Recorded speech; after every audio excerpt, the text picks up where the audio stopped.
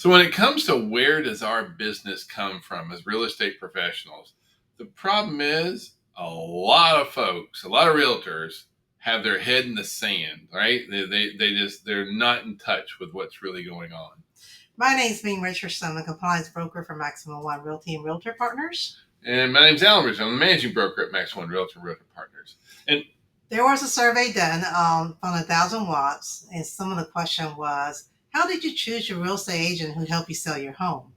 And see, for a lot of agents, they spend so much time chasing leads. It's about leads, and then I need leads. We hear again and again from especially folks who are talking to us about our brokerage or just talking to us about business, even folks that are already with us and say, you know what, I need more leads. I need more leads. And then if only I had more leads, my business would be thriving. If I could get more leads, my business would do this. I would be I would be so much more successful than what I'm at right now. There would be rainbows and sunshine and unicorns all day long if I just had more leads. And so when you really look at where does our business come from, about 34% are referred to me by my friends or family members. Yeah, almost 10%, 9% where we're actually personal friends or family members. The immediate contact. Yeah, 6% are from either they live near me or they're a neighbor to me. And when you add that all up, over half of folks choose their real estate professional from friends and referrals. And that's just overall buyers, sellers, the whole 9 yards. It tends to actually be a little bit higher percentage for sellers than it is for buyers. But we got to understand that, there are some other ways that people find their real estate agent. But when you look at what is the biggest piece, what is the giant, elephant in the room, it's about relationships. It's people that we know and people that know us. It's the relationships that we have with people that help us to be really, really successful in real estate. And when you put that data at the same time as what we're hearing from real estate professionals, the data says, look, it's about relationships. It's about getting to know people. It's about that. And agents are like, but I need leads. And so instead of looking at leads, external, they should look at internal. I mean, your telephone, seriously, has a lot of contacts, and you need to start there. Yeah. So there was another survey, and they said, look, what is the most important things on choosing a real estate professional, right? Like what mattered most when you're trying to decide who to work with, right? And so the very first thing that they said was, well, that agent has to be responsive. So responsiveness is definitely number one. And so how well we communicate, how quickly we respond to them, getting back, following up, super, that's the biggie. Number two is either experience, track record, and kind of understanding the process. It doesn't mean that you had to be in the business for a long 50 time. years. It's just that your experience and your track record indicate that you know what you're doing, and you also know what your market's doing. Well, and are you competent? That is really kind of the do you know your stuff? That's number two. Number three is that do you know your market? So understanding, what's our days on market right now? What's happening with the trend on, should we be doing closing costs or not? All these kind of things are super to know, all the way down to the types of homes, is granite normally utilized here, that kind of thing. Local market expert knowledge is crucial, right? And the next one is about your personality and your communication style, because some folks have different personality and communication. If you're one of those agents that's stuck on always texting and never make a phone call, that may not work for some people. Well, and one of the biggies where we see here is that however someone reaches out to you, that's how you want to reach back, right? So if I text you, what are you going to do?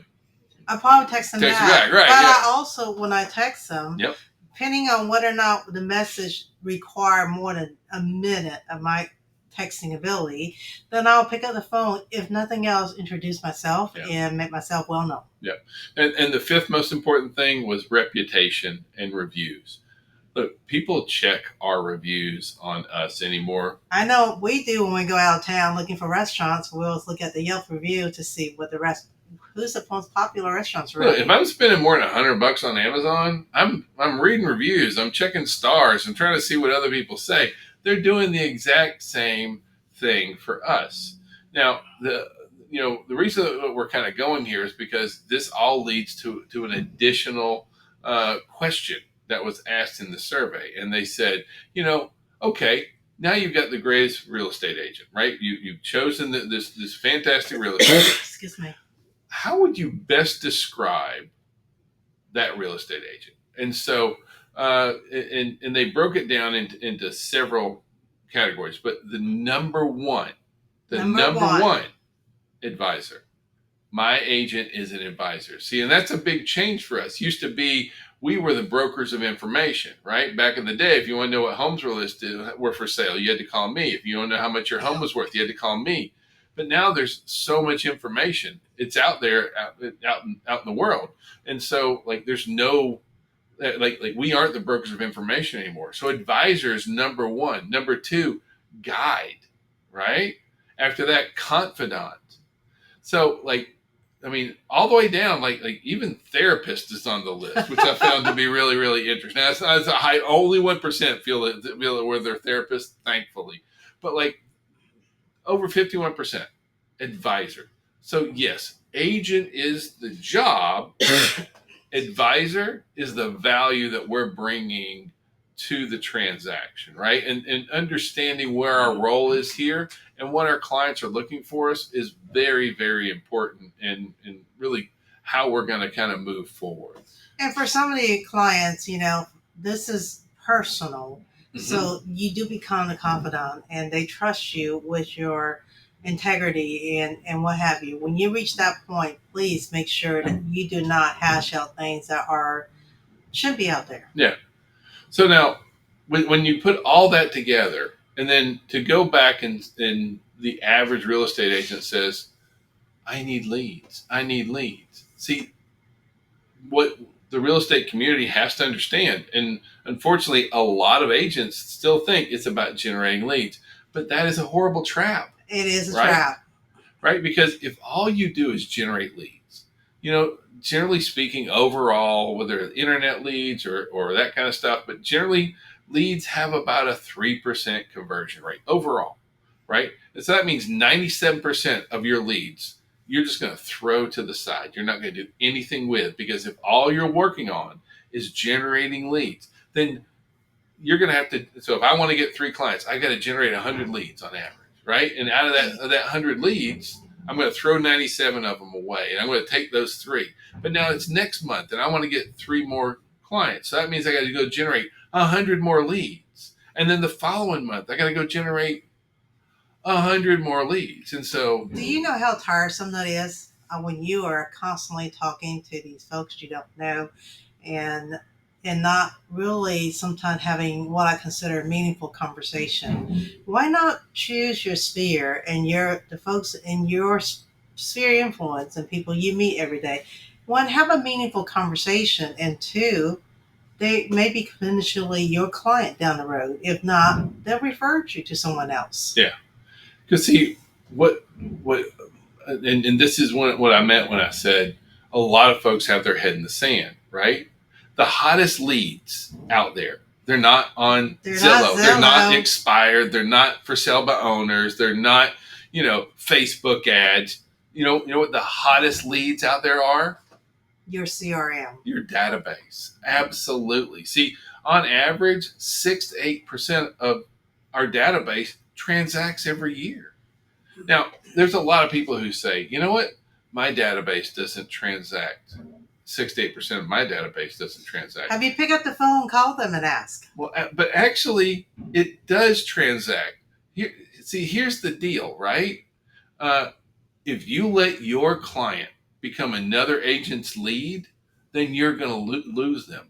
your database, 6 to 8% of your database is going to convert this year. You may not like that fact. Now, you may not be converting 6 to 8% of them, but 6 to 8% of your database is converting every year. And see, like that's the big kicker here, right? When you let your client become another agent's lead, you're just shooting yourself in the foot here, right? Because sorry, I'm getting all worked up here. Listen, a cold database is 9 out of 10 a dead database. So Right. what you want to do is make sure your database stays warm all the time. Right. When 6 to 8% of your database is going to transact, and it's the number one source of business for agents, and instead of chasing that, we need to be going after the folks that know, like, and trust us already. Folks, our past clients, our existing clients, folks that we Folks you know, meet at the that grocery kind of stuff. store, at the football game, at soccer field, at the park. Yeah. I mean, those are opportunities, and you just have to look out for the opportunities. When you're out there. Yeah. So let me ask you a quick question here. Do you really need a CRM? Because, and the reason I say that is because I have people tell me, agents, right? Well, I don't really use a CRM, but I make it work, right? And see, that's a big challenge because on one hand, you can do the work that a database or a CRM will utilize for you, and client relationship manager, right? And so, could you keep all of your prospects' contact information in one place? Absolutely. A lot of us keep them in the phone, that kind of stuff. Can you send emails out to clients? Yeah, 100%. Can you send text messages out to clients? Sure can. I can do that individually, no big deal. Can I make phone calls? Right? Because it's amazing, but you can actually call on these things too, right? Can I share property listings? I can share those out of the multiple listing services and that kind of stuff. I can go set up client searches inside there. Can I, do you have a website? Can that website be lead generating? All these things you can do individually, for sure. However, when you go in and you have a database where all your contacts are there, that sends out emails, that sends out text messages, reminds you to call, shares your property alerts for you, sets up client searches, nurtures your see, here's the problem or the challenge for so many folks inside the real estate space when it comes to having a database or a CRM, right? Because for new agents get into the business and they're like, I don't have any business anyway. Why do I want to invest time in getting into this? So I don't have anyone to put in anyway. So then they start their business and they don't get in. And for our more experienced, mature agents, right, that have been in the business for a while, they got started and didn't use one to start off with, right? And so now the idea of having to go back just seems daunting, overwhelming, and just too much. You know what? Hire somebody young that has absolutely nothing to do and that can do database for you and pay them. I mean, what you would spend your time in doing the database entry, hire somebody else. I promise you that $100, $200, $300 you pay for somebody to input that database is going to be well worth your money. My personal feeling is I feel that you are so much better off to just start calling people and engaging with them and building your database as you go along, right? There's so many people have gotten into this trap that they didn't start their database when their careers, or they don't feel like they need one to start off with. And then you put yourself behind the 8 ball. See, for a lot of agents, they didn't start their business this way. They don't understand it, and it seems foreign to them. For a lot of folks, gosh, the list of things that they would rather do than actually update or manage maintain their CRM is literally anything. Right. I mean, like there's so many things, right? Some folks like just go ahead and kick me in the face. I'd rather do that than have to manage my database.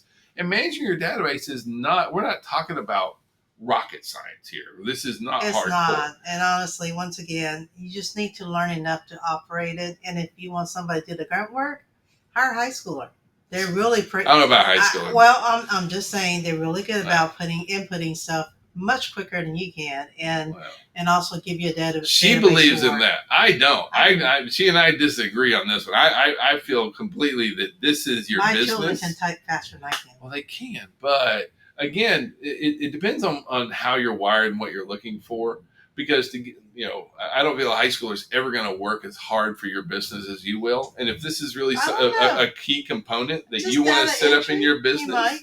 right? But if this is a tool that you're going to use every day, you should need to be know how to do it. absolutely using it. Yes, You absolutely. might be able to use them for some sort of data entry, but understand that for our databases, for our CRMs, right? First thing is set up your profile. Once your profile is set up, everything else inside your database works, right? Because when you upload your picture, that's what's going to show up on your website. When you update all your contact information, that's going to show up on your website, your email signatures, those kind of things. You put in your MLS usernames and connection information. Now it's ready to share out properties. You put in your social accounts, it's going to share those out to people. You put in your bio, it shows up. So you do all that to edit your profile. Then you upload your contacts and get everyone in it and all the people that you know. Go through your phone, that kind of stuff. Now I can see where using a high schooler is that. Oh yeah, absolutely. But if you're going to go through the process of entering them in your phone, as you enter them in, call them, engage with them. That's going to be the best way to do it. And even if you break it up like maybe 20 a day, eventually, I promise you, within a month, you'll have all your database in there. Hopefully, if not more. And then you decide how your follow-up plans are going to be, how often you're going to send text messages and emails and phone calls, and what are those going to be. You may choose to update your website and work in it, or you may choose to just, most of them work just straight out of the box, no problem at all. But see, the big thing here is that you should really be utilizing your database every day. That's my only concern for having somebody else set it up, is if you're really going to be successful utilizing a database and managing relationships, then you have to understand how it works. None of these systems are real hard to work. They're not super complicated, but if you don't embrace it, you're going to miss out. And honestly, if you look at your database in a perspective of this is where I'm getting my deposit every day. Honestly, when you do have a different mindset about database and using it, I promise you the leads will come to a warm lead, not a cold lead. Right. Well, and the folks who come out of your database, these aren't hard sells, right? These are because you're maintaining relationships. They know, like, and trust you. So, you go and you open your database every single day. You check on any new leads that do come in. You enter any new leads into your database. You call out to the folks through your database. You're engaging in it, right? You share your property listings out of it. All these things are really good. But, and if you do have lead systems, right? The leads that do come in, see, here's the real kicker.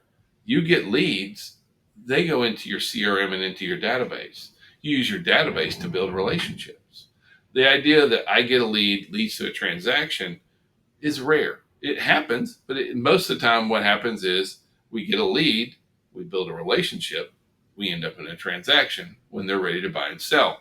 But if you think that I just get a lead and it leads to a transaction, there is, that's that 3%, and that will happen. But that's a whole lot of generating leads as opposed to I get a lead,